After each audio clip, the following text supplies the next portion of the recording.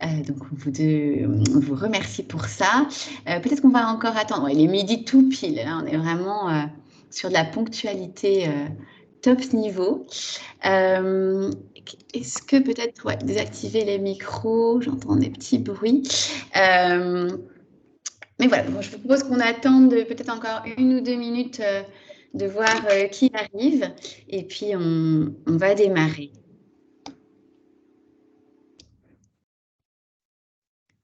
Hop.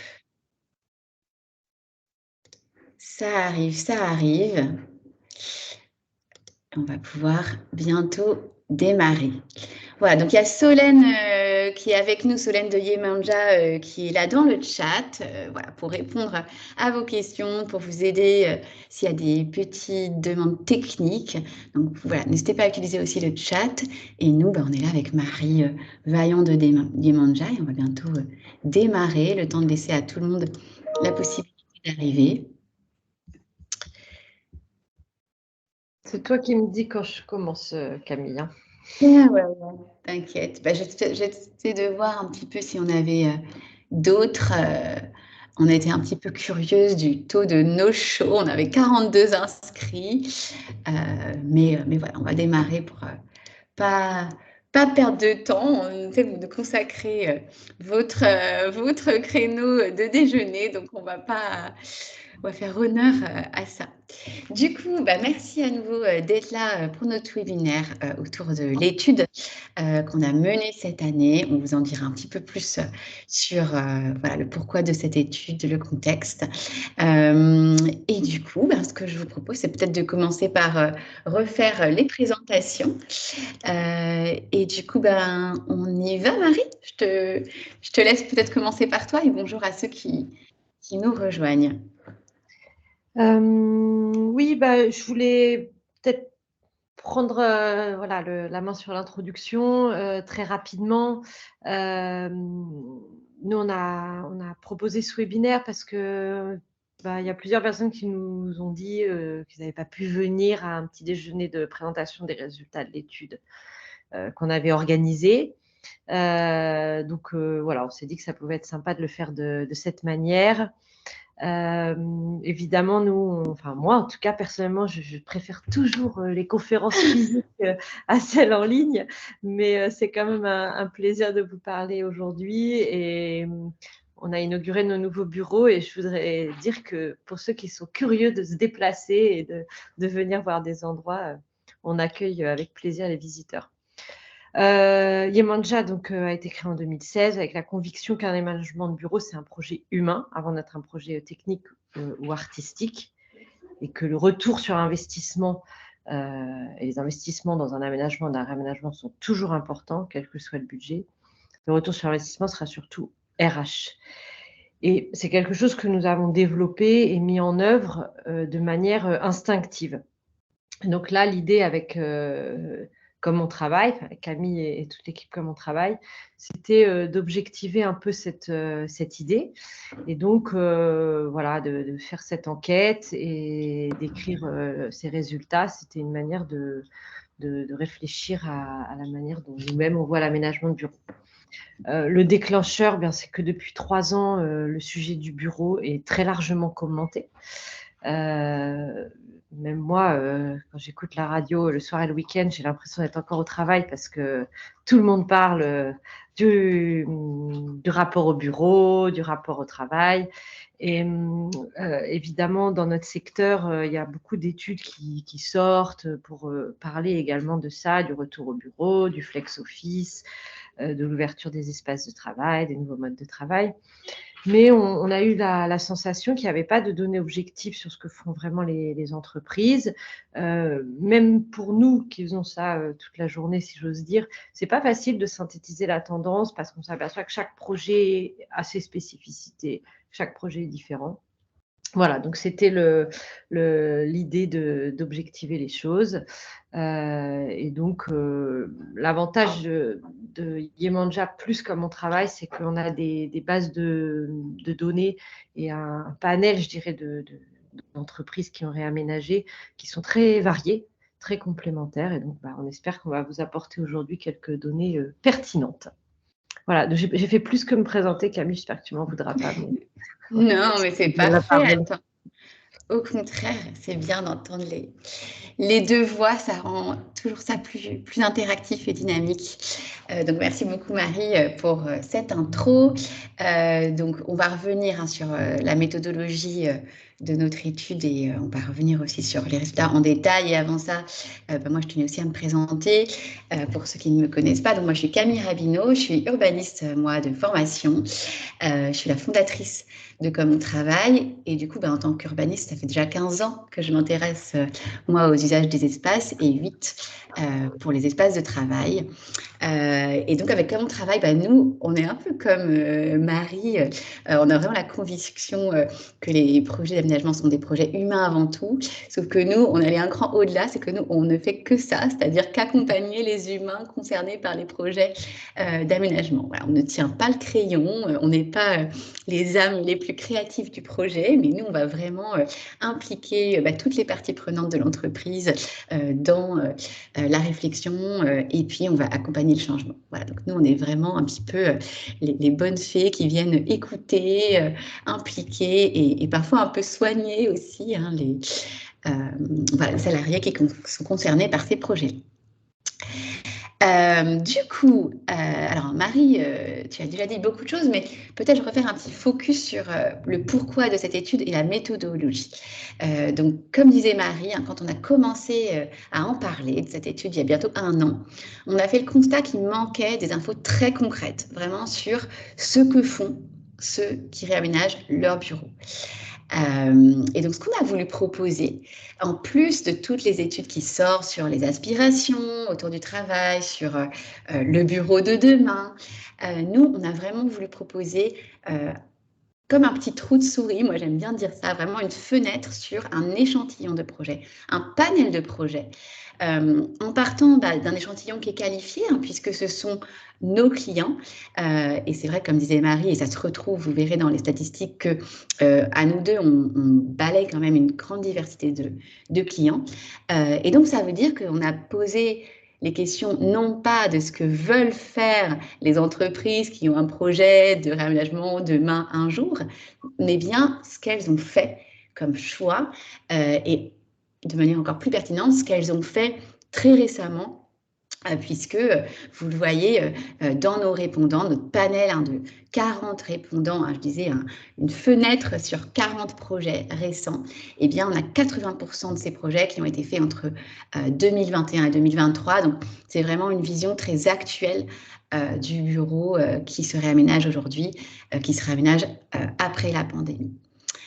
L'autre point qui est intéressant, c'est que vous voyez cet échantillon de répondants, ce sont des entreprises variées en taille, notamment puisqu'on a 50% de nos répondants dont le projet s'est déroulé dans une entreprise de moins de 100 salariés et 50% plus de 100 salariés, dont même 18% plus de 500 salariés. Donc vraiment, on balaye un champ très large d'entreprises. Alors plus de 500 salariés, ça ne veut pas forcément dire que les sites concernés étaient de cette taille, même si j'ai en tête certains projets là pour lesquels c'était le cas, mais ça donne vraiment une idée de la variété de ces entreprises. Voilà donc pour un peu la méthodologie. Bienvenue à ceux qui arrivent. Et donc, avant de rentrer dans le vif du sujet, nous, ce qu'on adore quand on fait des visios, c'est vrai, comme disait Marie, le présentiel, c'est bien, mais on est persuadé qu'on peut rendre quand même le virtuel hyper interactif et participatif. Et donc, on voulait aussi justement vous donner un petit peu la parole via ce biais. En plus, on aura un moment à la fin pour les questions à l'oral si vous le souhaitez. Alors, vous connaissez peut-être Mentimeter, donc cet outil de micro-sondage en ligne que nous, on adore. D'ailleurs, on a appris récemment qu'on était dans le top 10% des utilisateurs mondiaux. Donc, on est très fiers à notre petite échelle. Ça montre qu'on est vraiment très preneuse des réunions en ligne interactives. Donc, ce que je vous propose, vous pouvez scanner le QR code. Moi, je vais partager aussi tout de suite directement le Mentimeter et on va déjà vous demander une première vision de ce sujet. Du coup, instruction, soit scanner le QR code, soit vous pouvez aller sur votre smartphone, entrer l'URL www.menti.com et entrer le petit code qui apparaît ici, donc 64 32 43. Voilà, donc je vous invite à ne pas clôturer la fenêtre. Après, là, on va faire deux petites questions et on y reviendra à la fin voilà, pour vous demander ce que vous avez pensé de tout ça. Allez, c'est parti. De toute façon, le code, il va encore rester affiché. On va voir combien d'entre vous sont connectés. Et du coup, ce qu'on souhaitait savoir, déjà peut-être pour une entrée en matière, si vous deviez nous dire un mot pour vous sur le bureau pour 2024. Si vous deviez résumer en un mot ce que sera le bureau, les bureaux en 2024, ce serait quoi ? Allez, c'est parti.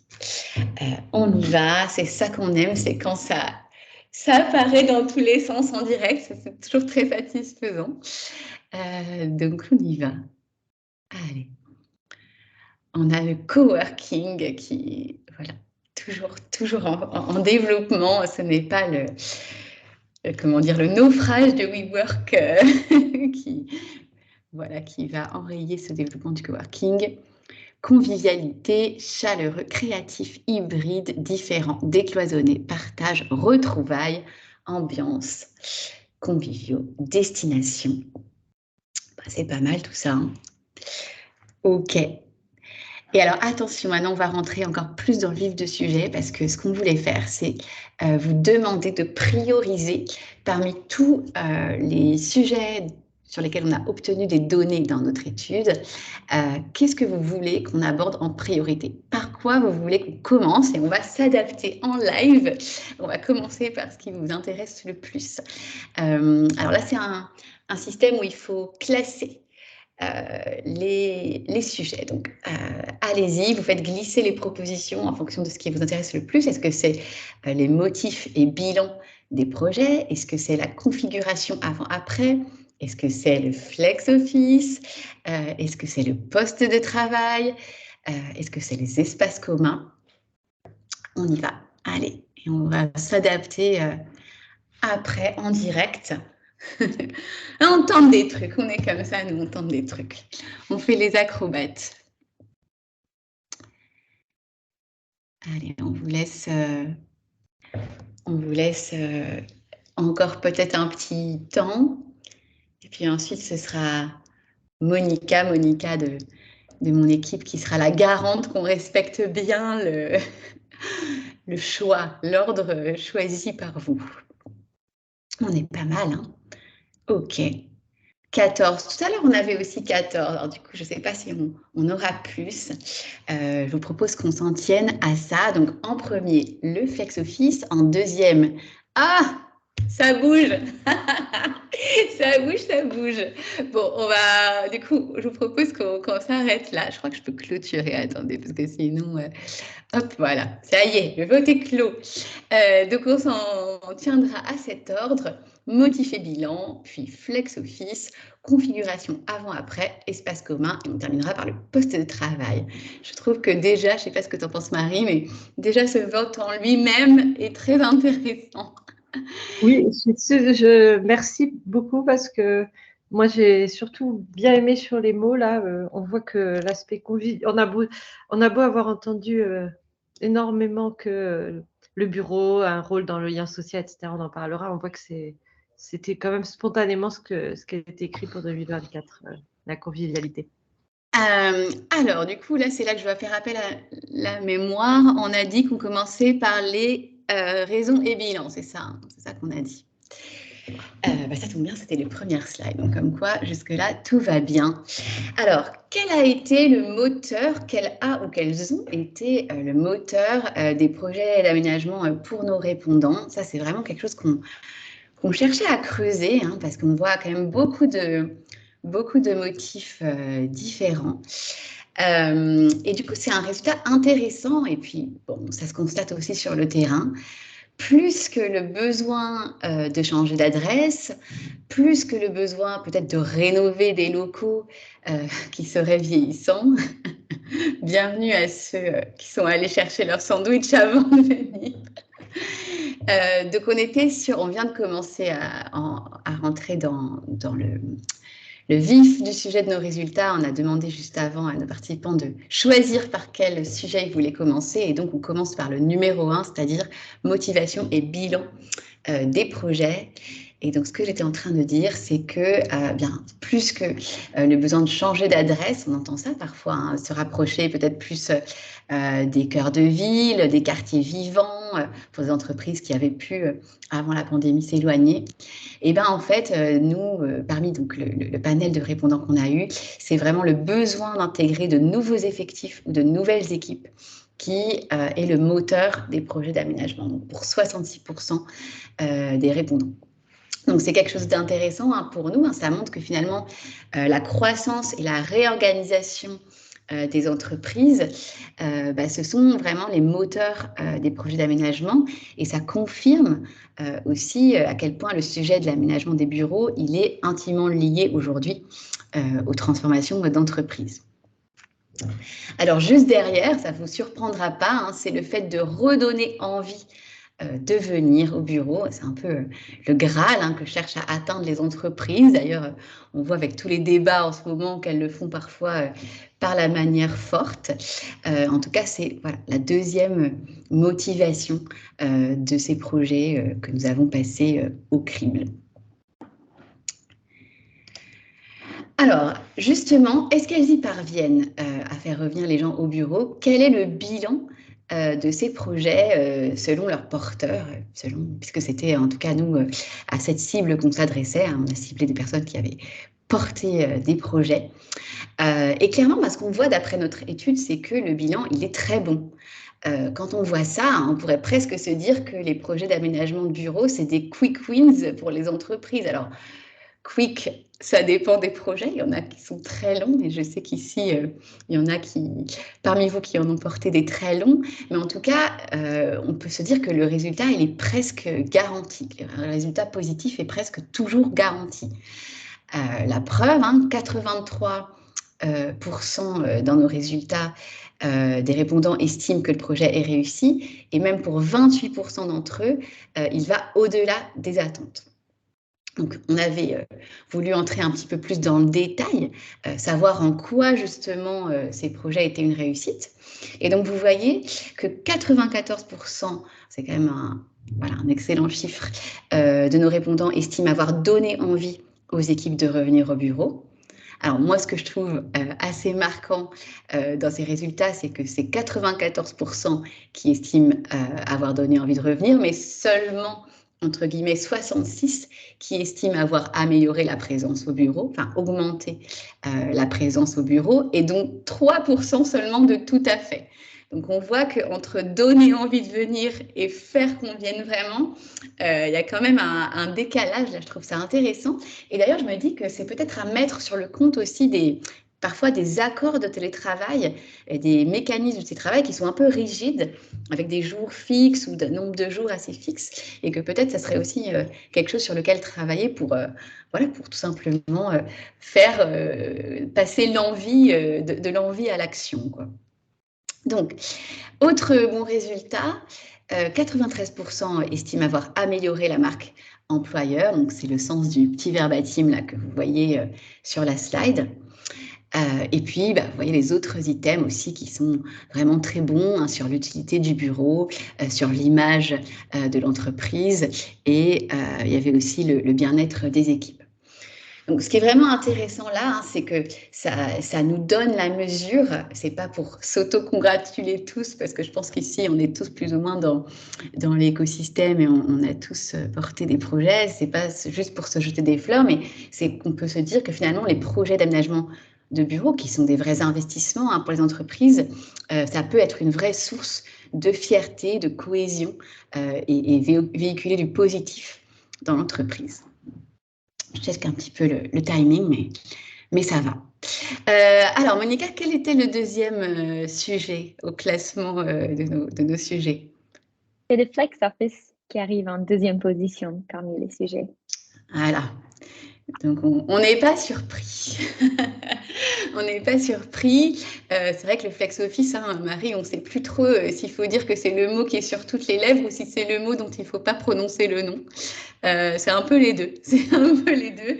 Nous, on a des clients, voilà, ils ne veulent surtout pas prononcer ce nom. Il faut trouver un autre wording. Voilà, est-ce que c'est du active office, du smart office, voilà, on est très créatifs en tout cas, Oui. mais c'est sûrement ce terme, en tout cas, qui parle le plus, et c'est pour ça que nous, on l'a utilisé. Et on était vraiment curieuse, hein, dans cette étude, de prendre la mesure de l'avancée du flex dans les projets, du flex office. Et donc, on entendait par là le partage des positions de travail avec plus ou moins de réduction du nombre de positions de travail classiques, hein, donc en zone bureau, post-ergonomique. Enfin, là aussi, il y a encore pas mal de wording différents pour parler de ça, mais en tout cas, voilà, c'était sur ce partage qu'on voulait savoir, justement, mesurer un peu l'ampleur que ça prend dans les projets d'aménagement. Et ce qui est intéressant là aussi, c'est que dans notre échantillon, un projet sur deux a abouti à la mise en place, en tout cas dans une certaine mesure, du flex office. Alors nous, on avait prévu le coup et du coup, on avait voulu savoir si ceux qui ne l'ont pas mis en place, eh bien, ils l'ont quand même étudié. Est-ce que c'est quelque chose qu'ils avaient écarté d'emblée ou est-ce qu'ils l'ont quand même étudié la faisabilité de le faire? Et ce qu'ont montré nos résultats, eh ben, c'est que presque tous ceux qui finalement n'ont pas fait de flex office l'avaient quand même étudié.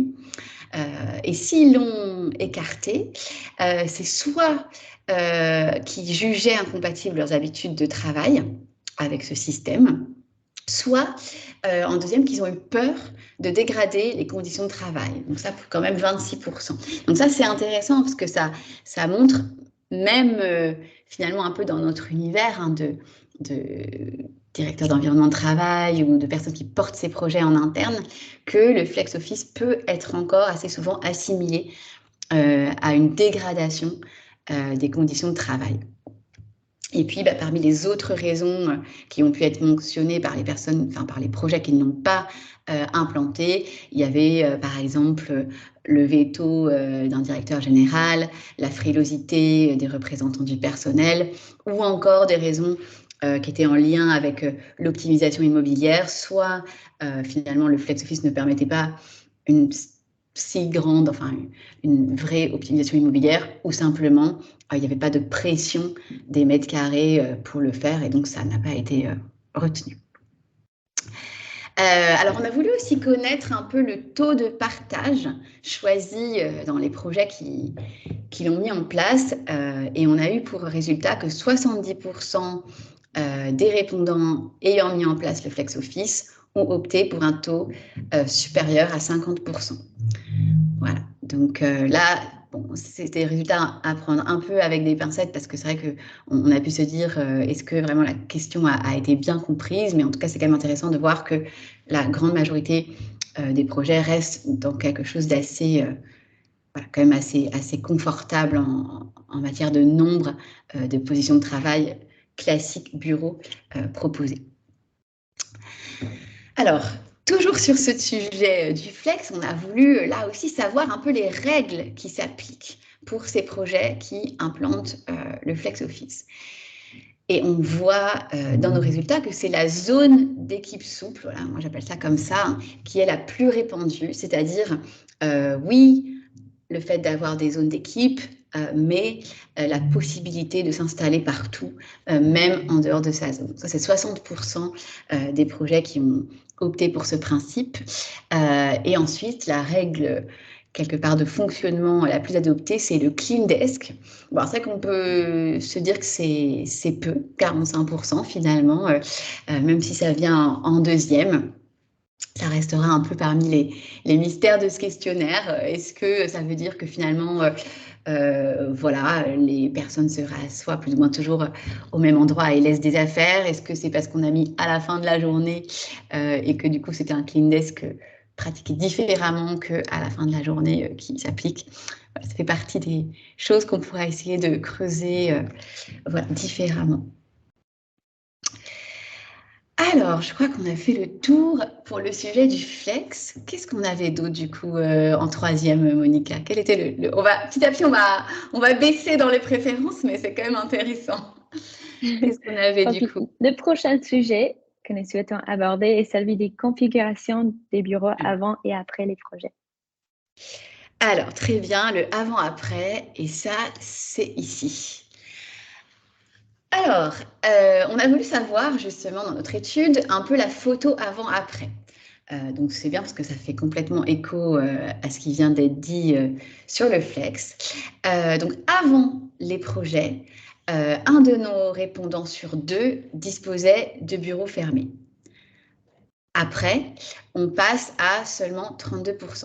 Il y a une baisse des bureaux fermés et notamment des bureaux fermés collectifs. Et ce qui est intéressant, je trouve, hein, c'est de voir que malgré tout, le bureau individuel, il résiste. Il résiste pour 26% des cas. Et c'est finalement le bureau fermé collectif qui connaît la plus grande baisse. Là, on a eu des verbatims là-dessus. C'est vrai que je ne l'ai pas dit au début, mais on a approfondi avec quelques entretiens ces résultats Campi. Et il y a des personnes qui, par exemple, nous disaient que pour leur directeur, voilà, ils n'avaient pas allé jusqu'à mettre tout le monde dans l'open space et qu'ils avaient conservé des bureaux fermés individuels. Voilà. Donc, on voit 51% après pour le flex office. Donc là, on est bien cohérent avec nos chiffres de 1 projet sur 2. Et puis, les bureaux en open space attribués, attitrés, ils se développent aussi un tout petit peu. Donc ça, c'est intéressant. Ça veut peut-être dire que même dans des projets qui mettent en place le flex office, pour certains cas particuliers, eh bien, on conserve des places attitrées. Et d'ailleurs, je trouve ça assez encourageant. Je ne sais pas ce que tu en penses, Marie, mais de voir que finalement, on peut avoir une approche assez fine et non pas monolithique de l'aménagement qu'on met en place. Et d'ailleurs, ça fait partie des grands débats, avec toujours un peu cette notion d'exemplarité et aussi d'équité. Est-ce qu'il faut loger tout le monde à la même enseigne? Oui, non. L'exemplarité, oui, mais les spécificités. Voilà, donc, ça fait partie un peu des marronniers, des réflexions quand on porte des projets d'aménagement. En tout cas, ces chiffres montrent plutôt qu'il peut y avoir plusieurs configurations qui cohabitent. C'est d'ailleurs exprès, on avait laisser plusieurs choix possibles et on voit que voilà, il y a plusieurs configurations qui continuent de cohabiter après. Vas-y, bien sûr. Oui, par rapport à ce que tu viens de dire, effectivement, ce qu'on constate dans les résultats, c'est intéressant parce que ça confirme ce qu'on voit dans la vraie vie, c'est-à-dire que ça dépend vraiment du niveau de maturité, d'abord de chaque entreprise, puis de chaque équipe, puis presque de chaque individu. Et que nous, on a parfois, on rencontre un management qui va être très, très motivé pour passer toutes les équipes en flex office et ça ne va pas être du tout possible. Et parfois, c'est l'inverse, les équipes qui n'avaient pas pensé et qu'on va emmener vers quelque chose de plus ouvert. Et je voulais aussi ajouter qu'il y a un lien entre les deux sujets, bureau fermé et flex office, en tout cas dans les faits d'aménagement, mais aussi dans la chronologie, c'est-à-dire que quand on a une entreprise qui n'a pas encore ouvert les bureaux, donc en fait, on est habitué à avoir non seulement son poste de travail, mais aussi son espace de travail à soi. C'est déjà un grand pas que d'ouvrir le bureau, que de poser son bureau attitré en open space. Je pense qu'il faut déjà être habitué à ça avant de se lancer. En plus, je partage mon poste de travail. C'est vrai, il y a un peu les petits pas et parfois les grands pas. Ouais. C'est vrai. Voilà pour un peu cette photo avant-après.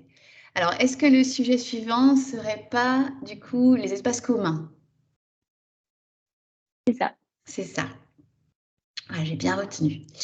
Alors, les espaces communs, et on va commencer par la réunion, les salles de réunion.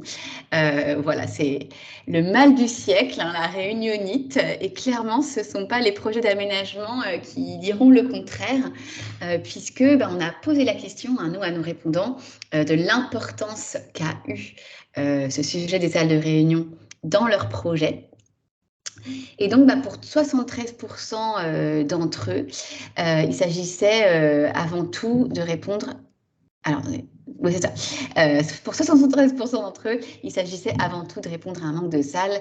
En tout cas, ça a été vraiment un sujet important pour eux.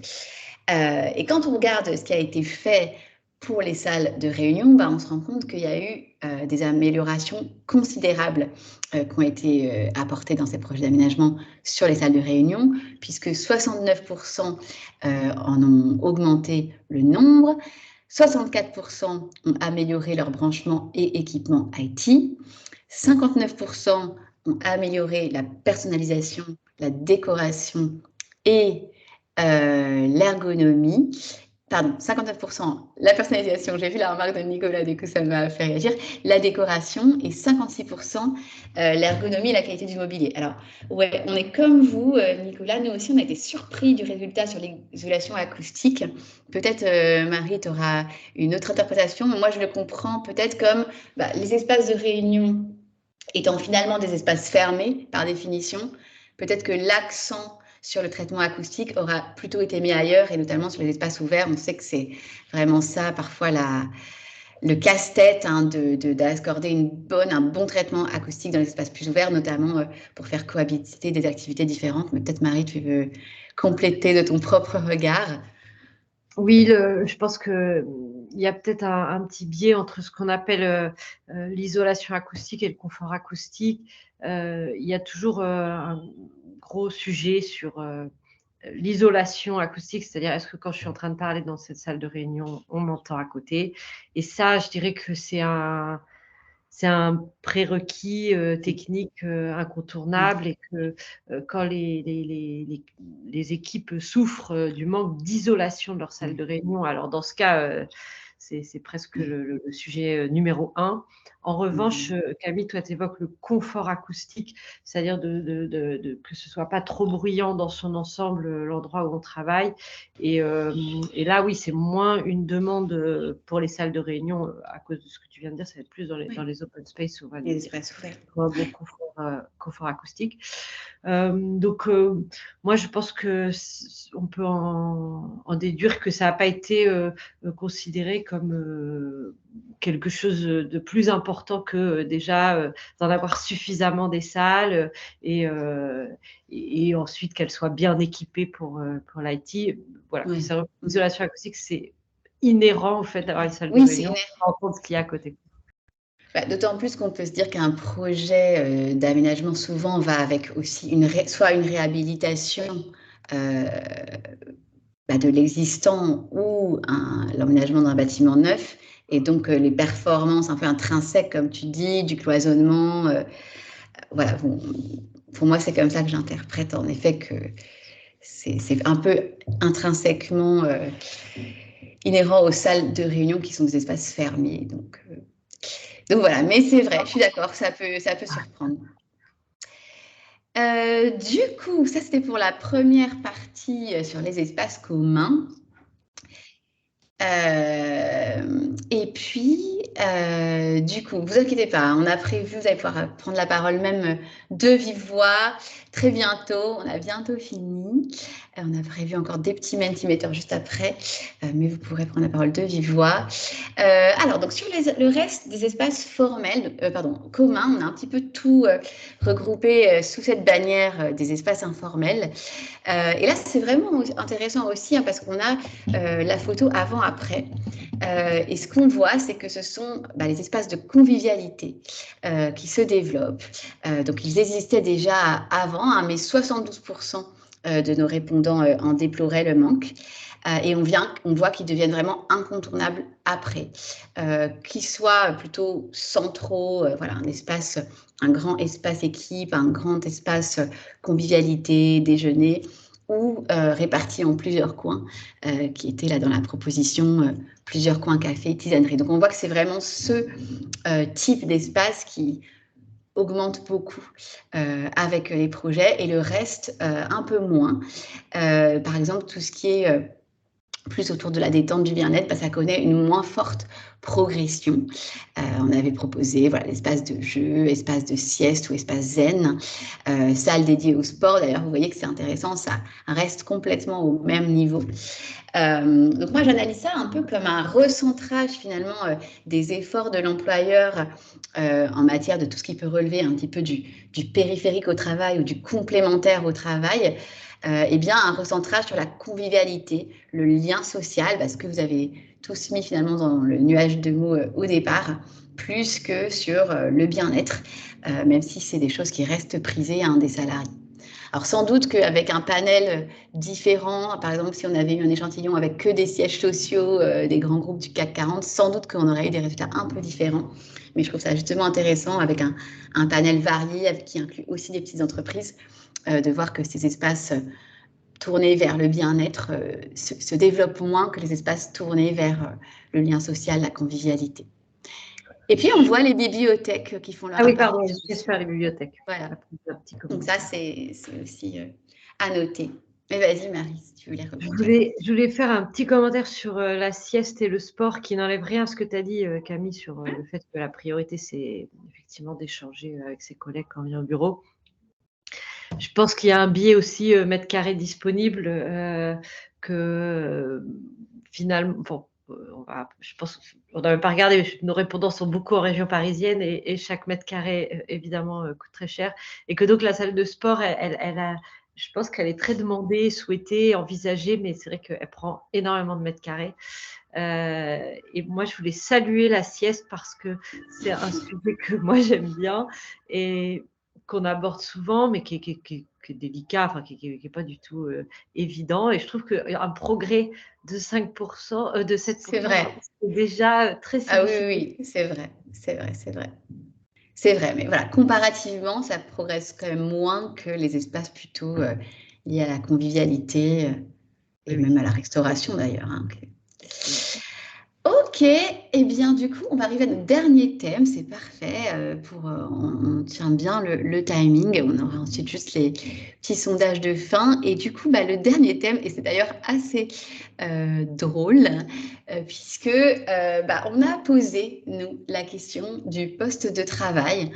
Alors, on pourrait se lancer dans un débat sémantique sur faut-il parler de poste ou de position, mais nous, pour être compris, on a préféré garder le mot poste, voilà, pour être compris de tous. Ce qu'on voulait savoir en fait, c'est, ok, tout le monde nous parle du bureau et vous-même d'ailleurs, comme lieu de socialisation, de collaboration, le lieu du collectif, des échanges, des retrouvailles, ok. Mais finalement, la réflexion sur la place individuelle, quand on n'est pas en train de collaborer, quand on fait son travail solo, son travail de production individuelle, est-ce qu'elle a vraiment disparu? Est-ce qu'elle est vraiment au second plan? Ça, c'est vraiment quelque chose qu'on voulait creuser. Et puis, ce qu'on voit, et c'est pour moi un peu un des résultats marquants aussi de cette étude, c'est que cette place, elle est encore très importante. 62% de nos répondants nous ont dit que c'était encore un sujet central dans leur projet. Et exactement la même proportion de répondants disait que l'enjeu était pour eux de répondre à un déficit de postes disponibles. Voilà, ce qui fait d'ailleurs complètement écho aux résultats sur le besoin d'intégrer de nouveaux effectifs. Voilà, donc 62% devaient répondre à un manque de postes disponibles, 35% résoudre un mauvais confort d'installation au poste individuel. Et puis, moi, je trouve ça aussi que ça interpelle. Finalement, seulement 14% disaient qu'ils avaient un sujet de régler un excès de poste du fait de la moindre occupation avec le télétravail. C'est vrai que ça interpelle parce que nous, toute la journée, on nous parle de bureau vide. Voilà, comment faire face au bureau vide, le syndrome du bureau vide. Mais voilà, ça mériterait d'être creusé là encore. Mais en tout cas, a priori, c'est pas ça la préoccupation principale, en tout cas quand on parle de poste de travail. Donc, soit finalement les besoins d'intégrer des nouveaux effectifs prennent le pas là-dessus, ou tout simplement, peut-être que le partage, l'idée de partager les positions de travail, c'est pas encore complètement entré dans les mœurs. Et puis d'ailleurs, c'est seulement un projet sur 2 de notre panel qui l'ont fait.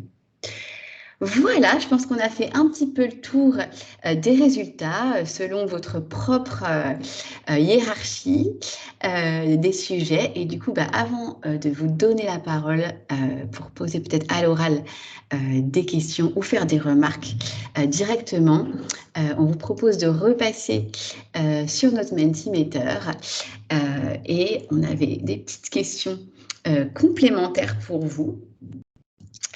D'abord, on voulait voir si vous aviez bien retenu. On est comme ça, nous, on n'est pas là pour faire autre chose en même temps. Qu'est-ce que vous avez retenu? Quelle est la raison principale, d'après nos résultats, des projets étudiés? Allez, on verra aussi ceux qui sont arrivés en retard comme ça. Il paraît qu'il faut valider les connaissances, donc... Apparemment, tout le monde a... Ouais, tout le monde a bien retenu, ou alors c'était obvious, tombé sous le sens. Parfait. Et du coup, il ne veut pas du tout montrer la bonne réponse. Voilà. Très bien. Et puis la deuxième, mais c'est en plus, je crois que on vient de le redire, quel pourcentage des projets qu'on a étudiés ont conduit à la mise en place du flex? Là aussi, vous pouvez rentrer le chiffre. On aime bien ces petits trucs interactifs. C'est ludique. On l'utilise beaucoup.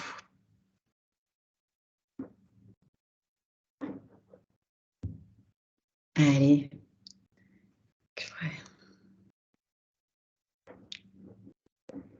Hop. Et voilà. Et comme quoi, ça a été plus difficile à retenir, mais c'est drôle quand même de tomber sur un résultat rond comme ça. Mais oui, dans notre échantillon, notre panel de projets, de 40 projets passés en revue de tout type, eh bien, c'était un projet de réaménagement sur 2 qui a entraîné un passage en flex. Voilà, et du coup, avant de vous passer le micro, on est curieux, qu'est-ce qui vous a le plus surpris dans nos résultats? Voilà, donc là, vous pouvez rédiger librement. Ah ouais, là, le truc sur l'acoustique, là, ça vous a surpris. Mais c'était sur les réunions, c'était pas bien sûr que sur l'ensemble du projet. C'est clair que c'est un grand sujet, mais ouais, ça nous a surpris aussi. Parfois, on est surpris, c'est pour ça qu'on fait aussi ces enquêtes. Salle de sieste, oui. Salle de sieste, ouais, ce serait curieux de savoir les réunions, ouais, les réunions. Le bureau silence, c'est quoi ça? Est-ce que ça te parle? Ah oui, peut-être il y avait l'idée de... Oui, on avait posé dans les règles de fonctionnement du flex, on avait demandé s'il y avait eu des zones animées versus des zones silence. Bibliothèque, salle de sieste en croissance, intégrer de nouveaux collaborateurs avant de redonner. Ah, le fait que ça soit le besoin d'intégrer de nouveaux collaborateurs, ouais, je comprends. C'est vrai qu'on n'entend parler que de ça, de donner envie de venir au bureau. La différence entre le taux de présence et l'envie de revenir au bureau, c'est clair, ça c'est surprenant aussi. La bibliothèque, le fait que les projets soient portés par un manque de postes, oui, je suis d'accord. C'est en lien avec sûrement ce besoin d'intégrer de nouveaux effectifs. Je peux commenter ça, Camille? Bien sûr, Marie. Je veux dire, c'est le moment. Oui, sur ce sujet, le fait qu'intégrer des nouveaux collaborateurs passe avant l'envie de redonner, envie de venir au bureau. Je pense qu'il y a... Enfin, le fait est que la base de gens interrogés sont des gens qui sont passés à l'acte, qui ont fait des réaménagements, qu'un réaménagement, c'est un investissement, et que, en fait, quand vous êtes en phase de recrutement et que vous avez vraiment un gros enjeu pour intégrer vos équipes, ça peut peut-être justifier de faire un chèque pour un réaménagement, un aménagement de bureau.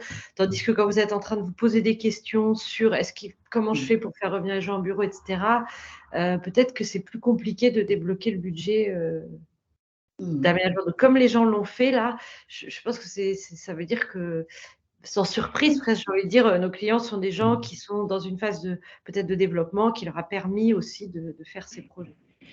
Développement ou, et ça je pense que c'est important, regroupement. Regroupement, oui, réorganisation, regroupement, parce que nous, ça c'est vraiment quelque chose qu'on voit beaucoup. Ou en fait, là, vous n'avez pas le choix. C'est-à-dire, vous devez déménager, voilà. vous devez regrouper des trouver équipes. Une solution. Et donc, c'est... Ouais. Mais après, voilà, on est surpris. Hein, c'est l'intérêt aussi de faire ces études-là.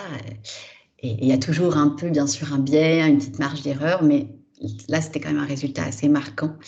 Et sur l'absence d'excès de poste de travail, oui, je suis d'accord. C'est surprenant, surtout quand on voit ce sujet des bureaux vides, mais je pense que ça s'observe aussi à cette lumière-là. C'est-à-dire que forcément, si on regroupe des sites ou si on veut faire autant pour plus de collaborateurs, on se retrouve sans excès de poste, quoi. C'est un peu le revers de la médaille. Ouais, et encore une fois, quand le bureau est vide, peut-être vous le regrettez, peut-être les ressources humaines le regrettent, peut-être que... Mais avant de faire le pas de « OK, on va se lancer dans un projet », peut-être un petit temps. Exactement. Allez, et du coup, voilà, pour des recherches futures, vous, ce serait quoi les sujets qui vous préoccupent? Qu'est-ce que vous auriez envie de creuser ou de mieux comprendre ou d'analyser ou d'avoir plus de données? Voilà, c'est le moment d'être créatif. Après, en plus, les 47, on veut... La vie des collaborateurs. Ah ouais, super intéressant. C'est vrai que là, on s'est intéressé aux porteurs de projets. C'est vrai. Ouais, voilà, merci. On a une autre prochaine étude, Marie, ça y est. Ce sera moins facile parce que du coup, il faut que nos clients acceptent qu'on sonde leurs collaborateurs, mais on trouvera Camille, est-ce que tu veux répondre à Sophia qui dit qu'est-ce que tu entends par recherche future? Oui, des recherches futures, si on devait refaire des études ou si vous, vous deviez faire une étude, si il y avait quelque chose que vous souhaiteriez mieux comprendre, ce serait quoi? Voilà. Mais après, voilà, c'était... Je propose que, comme je vois l'heure tourner et que nous, on est toujours très ponctuels dans nos visios, je vous propose qu'on passe la parole à ceux qui auraient envie de réagir, de s'exprimer. Voilà, vous pouvez le faire. Il nous reste une petite douzaine de minutes ensemble. Peut-être j'ai combien de temps avant de... Je ne veux pas monopoliser le temps de questions.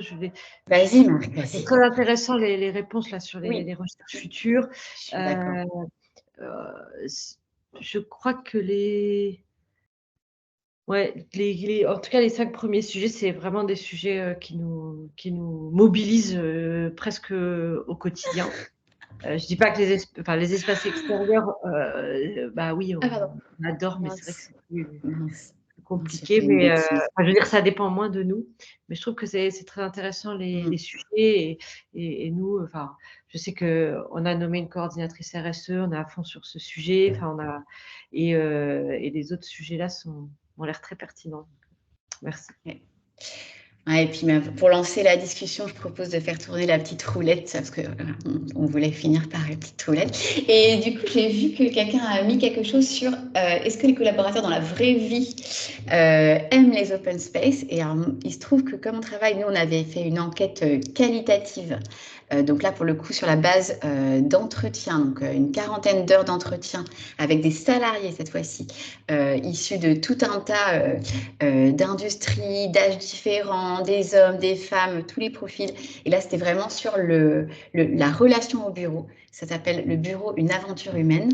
Et en fait, ce qu'ils disaient, ce que les personnes disent d'un point de vue empirique, c'est vraiment que c'est les défauts de ses qualités. C'est vraiment ça, c'est que clairement, les gens qui vivent l'open space, ils confirment que c'est plus facile pour parler spontanément aux gens, pour capter de l'info spontanément. Donc ça, c'est apprécié. Mais voilà, il y a toujours le revers de la médaille qui sont les nuisances. En tout cas, d'un point de vue empirique, il y a tout un tas d'autres recherches aussi sur ces sujets. Et il y a notamment une recherche qui avait fait beaucoup parler d'elle, ce qui montrait qui avait étudié 2 passages en open space et qui avait conclu que les personnes passant en open space parlaient moins entre elles, mais c'était reporté sur les mails et les communications électroniques plutôt que de se parler. Donc voilà, ça c'est vrai que ça fait grand bruit parce que c'était pareil, tout le monde nous dit qu'on parle plus, que c'est mieux pour la collaboration, mais c'est pas vrai, on fait juste plus de mails. Mais en tout cas, c'est vrai qu'empiriquement, quand vous discutez avec les gens, ils reconnaissent quand même ça. Merci à ceux qui doivent nous quitter d'être restés jusqu'au bout. De toute façon, on arrive à la fin. Est-ce que l'un d'entre vous, voilà, vous oserait, souhaiterait prendre la parole là au micro? Vous voyez, on a fait ça sur Teams, donc c'est ouvert, tout le monde peut allumer son micro. Donc n'hésitez pas. Ouais, je sais, j'aurais une petite question, c'est Élodie, pardon. Bonjour. Est-ce que vos études ont été réalisées sur principalement, j'imagine, vos projets qui sont situés sur Paris, ou est-ce que vous avez également fait des études sur la province ou la campagne? Parce que, enfin, c'est pas vraiment les mêmes profils et les mêmes. Voilà. Alors, dans notre échantillon, il y avait vraiment des projets en région quand même. Hein. Je pense il y avait des projets en région Rhône-Alpes, en région PACA. On a pris notre base de données clients. Hein, et nous, c'est vrai qu'on intervient quand même sur toute la France. Après, c'est vrai que je ne crois pas qu'on ait fait une question dédiée. Donc, on ne pourrait pas filtrer les résultats par région. Après, sur la campagne, j'avoue que c'est vrai que les gros sites de bureaux en campagne, j'en connais moins. Il y a des bureaux souvent un peu annexés au site industriel. On a accompagné nous des projets comme ça. Je pense à Safran. On avait fait un projet pour Safran sur des métiers de bureau, mais sur un site industriel. Mais en tout cas, on a bien une diversité aussi de régions dans les répondants. Notamment parce que nous, comme on travaille, on a la chance de beaucoup se déplacer. D'ailleurs, je viens de recevoir mon bilan de TGV. 26 000 kilomètres. Voilà. Donc, en tout cas, non, les régions étaient bien représentées dans les réponses.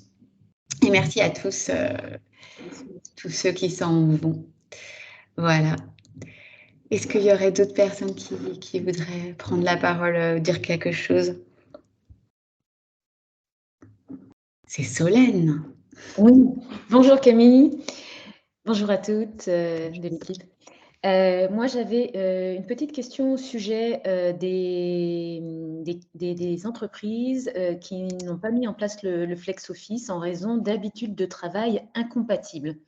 Est-ce que vous avez une représentation des secteurs ou métiers, en fait? Est-ce que vous avez réussi à catégoriser tout ça, ou alors c'est en fait une sensation que les dirigeants ont et restent bloqués derrière ça? Tu veux répondre, Marie? Vas-y, Camille. Moi, je peux déjà répondre sur les résultats, sur ce qui est tangible, et puis après, on peut compléter. Donc, sur les résultats, déjà, la formulation qu'on proposait, c'était « juger incompatible ». Donc ça, c'est « juger incompatible ». Ça veut dire que les entreprises estimaient, et vous l'avez bien dit dans votre question, hein, c'est beaucoup une affaire de ressenti. Donc voilà, donc en effet, nous, c'est parfois à la limite d'un questionnaire. Hein. Un questionnaire, c'est forcément une part de questions fermées. Donc, ça nous donne une partie de la réponse. Et puis après, souvent, on va creuser avec des entretiens ou différemment. Mais en tout cas, nous, ce qu'on voit comme ce qui peut justifier de ne pas y aller d'un point de vue métier, ça va être tout ce qui sont des métiers où, par exemple, on manipule beaucoup de papiers ou beaucoup de documents, qui fait qu'on va avoir besoin de laisser à son poste ces papiers, ces documents. Ça peut être aussi parfois les doubles écrans, même si en fait c'est très possible d'équiper partout des doubles écrans, mais ça peut être un des une des raisons, si par exemple, si une équipe a des équipements très différents du reste, par exemple, on va lui dire, là, eux, il faut qu'ils aient vraiment leur station de travail équipée de telle sorte.